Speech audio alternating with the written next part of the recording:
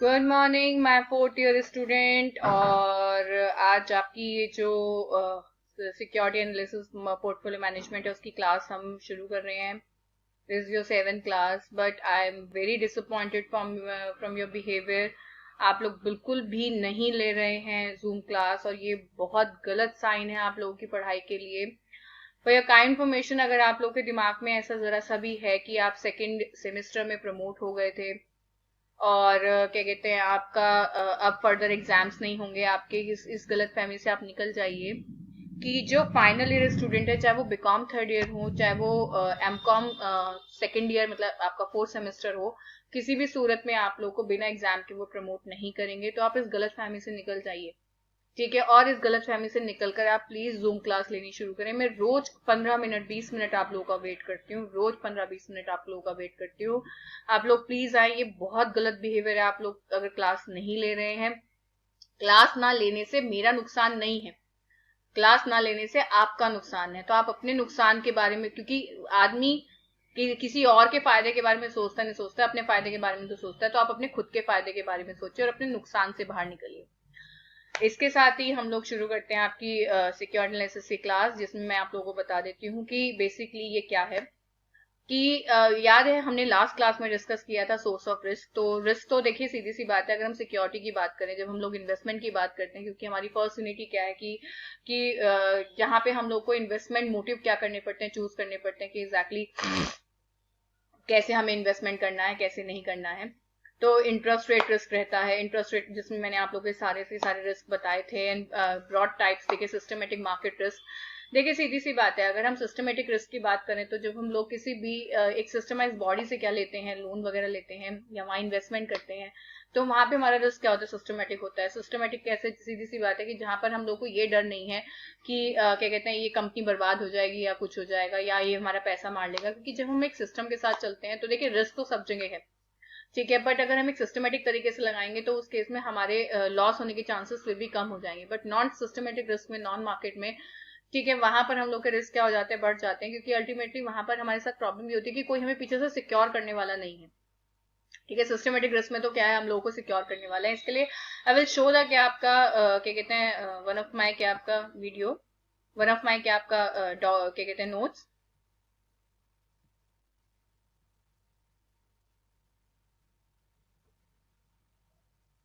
जो कि मैंने आप लोगों के लिए देखे थे। देखिए सीधी सी बात है, investment is the current commitment of money और the source in the expectation of reaping future benefits. Obviously investment means to forgo present consumption for the increase consumption resource available in the future. It can be in any form, a set of all type, kind it with jewelry, commodity। क्योंकि सीधी सी बात है, अगर हम investment की बात करें तो इन्वेस्टमेंट तो हमें हर जगह लगाना होता है, क्लियर। इन्वेस्टमेंट ऐसा नहीं है कि आप ये सोचो कि क्या कहते हैं मतलब कि कहीं पर भी अगर आप मतलब कहीं पर भी लगाएंगे, ऐसा नहीं होता।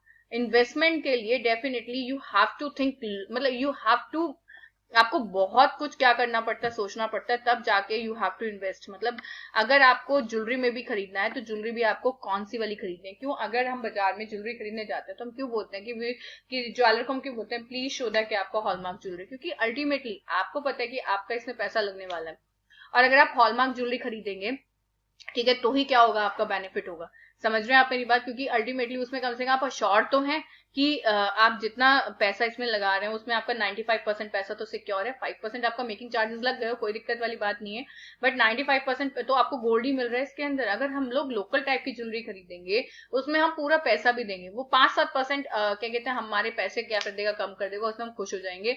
बट वो ज्वेलरी के नाम पर हम लोग को सोना दे रहा है 70 या 80%, तो क्या फायदा होगा उस चीज से।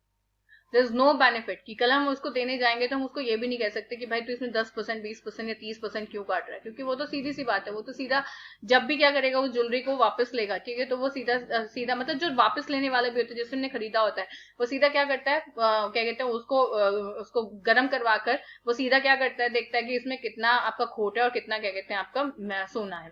क्लियर हो गया, वो उस हिसाब से आपको क्या देता है, पैसे देता है। खोट, मैं सीधी सी बात, अगर हम लोकल ज्वेलरी की बात करें तो लोकल ज्वेलरी में खोट ज्यादा होता है। क्लियर हो गया, तभी तो कहते हैं कि आज आपको अश्योर्ड और आपको हॉलमार्क ज्वेलरी खरीदनी चाहिए, जिसमें अल्टीमेटली आपको अश्योरेंस मिलता है कि हाँ भाई इसमें आपका 22 कैरेट तो है। क्योंकि 24 कैरेट की तो देखिए ज्वेलरी हो ही नहीं सकती, क्योंकि बिना खोट की तो ज्वेलरी बन नहीं सकती, वो मेकिंग ही नहीं होगी उसकी। बट 22 कैरेट तक तो आप ले ही सकते हैं, 22-23 कैरेट तक तो आप ले सकते हैं। 18 कैरेट की ज्वेलरी लेने का कोई फायदा नहीं, आप अपने पैसे वेस्ट कर रहे हैं केवल एक 5-7% क्या कहते हैं पैसे में डिस्काउंट के, जो कि आपका जो ज्वेलर्स होते हैं वो पागल बनाते हैं। तो ज्वेलरी और कॉमोडिटी हो, रियल क्या आपका स्टेट हो, बिल्कुल। अब हम घर खरीदते हैं तो घर खरीदने के लिए हम कितनी क्या करते हैं, आपका रिसर्च करते हैं कि नहीं भाई हमें ये लोकेशन नहीं चाहिए, हमें क्या कहते हैं ये इस तरह का फ्लैट नहीं चाहिए, ठीक है, ये सारी चीजें। Investor can buy a share of company in the anticipation of getting good return in future. In this section of the book, we are interested in the financial assets, security like equity shares, bond, debentures. At this point, readers should understand that financial assets are different from real estate. बिल्कुल सही बात है, financial asset तो real asset से क्या होती हैं आपकी अलग होती हैं। While financial assets are the paper claim, ठीक है, representing an direct claim to the real asset in form of debt or equity commitments, ठीक है, the real asset are land and building machine which are used to produce goods and service. Therefore, the security is understood to be debt or equity instrument, ठीक है, issued by a firm in lieu of the funds raised by to meet the gap का short term and long term requirement. Among the many property that disguise real from the cap financial asset are liquidity and marketability. These feature make the financial asset more attractive for cap investors.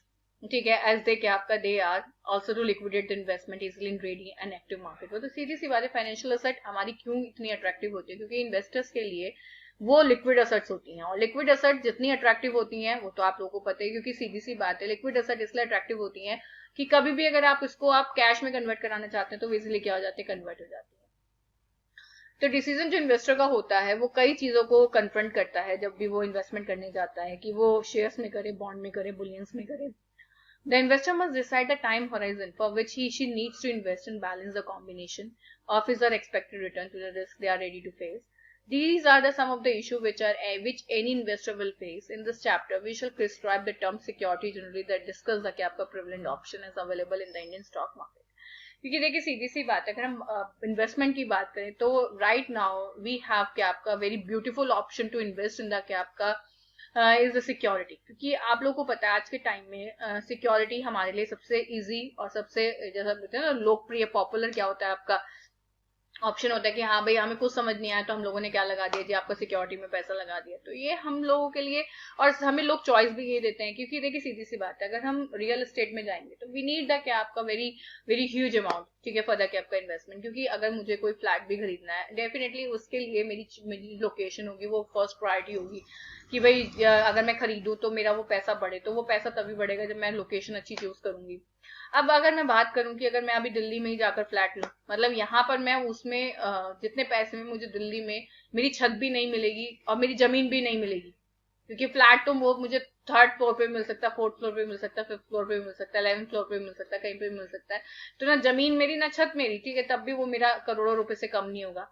Clear हो गया, ठीक है। वहीं पर ही अगर मैं यहाँ पर वो बनाऊंगी, ठीक है, तो वो मेरा उसमें मेरी छत भी होगी, मेरी जमीन भी होगी, ठीक है, सब कुछ मेरा होगा तब भी, ठीक है, और वो वहां से 10 गुना बड़ा बना सकती हूँ मैं यहाँ पर, ठीक है। तो बहुत फर्क है लोकेशन का, पर वही कहना कि उतनी तेजी से जो पैसा मैं यहाँ इन्वेस्ट करूंगी वो तेजी से नहीं बढ़ेगा जितनी तेजी से मेरा वहां पर वो पैसा बढ़ेगा। क्योंकि यहाँ पे जो हमारी इस तरह की रियल एस्टेट असेट्स होती हैं वो इतनी लिक्विड नहीं होती, क्योंकि यहाँ पर इतना इन्वेस्टर पैसा नहीं लगाता, पर वहां पर आदमी पैसा लगाता है, क्योंकि वो एक ऐसा कमर्शियल क्या है आपका दिल्ली एरिया है जहाँ पे हर बंदा एम्प्लॉयमेंट के लिए आता है, और जब वो एम्प्लॉयमेंट के लिए आता है तो डेफिनेटली वो जब वहां पर रहने लगता है तो उसको रहने के लिए जगह भी चाहिए होती है।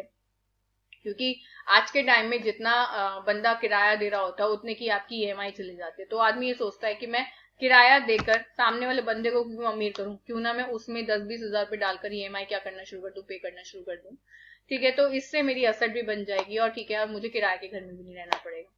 तो ये बहुत सारे क्या होते हैं आपके मैटर्स होते हैं जिसके ऊपर आपकी पूरी सिक्योरिटी मार्केट फिक्स है।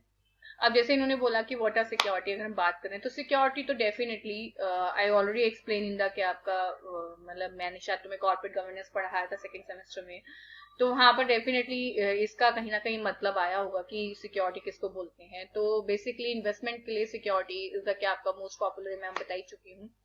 This instrument prima facie provide evidence of ownership to the holder of instrument. The owner is entitled to receive all the benefit due on the instrument and retrieve this is investment at the time of redemption. Security can broadly be divided into two categories: debt security and equity security. बिल्कुल सही बात है, क्योंकि जब हम investment की बात करते हैं तो डेफिनेटली हमारे सामने दो ऑप्शन होते हैं कि भाई डेट की तरफ जाएं, डिवेंचर्स की तरफ जाएं, या इक्विटी की तरफ जाएं। क्योंकि सीधी सी बात है, डिवेंचर्स वो सोर्स होता है जो अल्टीमेटली हमारे पैसे को सिक्योर रखता है और उसके ऊपर हमें प्रीमियम भी पे करते रहता है, मतलब इंटरेस्ट के रूप में।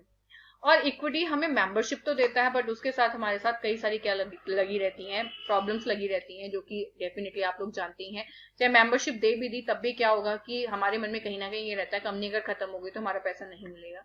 तो ये बहुत सारे क्या होते हैं हमारे मन में, जब हम लोग इन्वेस्टमेंट की तरफ जाते हैं तो हमारे मन में बहुत सारी उथल पुथल चलती है कि हमें क्या करना चाहिए, कैसे करना चाहिए। That's why we will take the कि आपका जो कौन होते हैं आपके एक्सपर्ट होते हैं उनसे एडवाइस लेते हैं, सिक्योरिटी एनालिस्ट को कंसीडर करते हैं कि भाई कहाँ पर हमें इन्वेस्टमेंट करना चाहिए, कहाँ नहीं करना चाहिए, कौन सा लॉन्ग टर्म के हिसाब से अच्छा, कौन सा शॉर्ट टर्म के हिसाब से अच्छा है। चलिए इसके साथ ही we should over class and we will meet in the next class.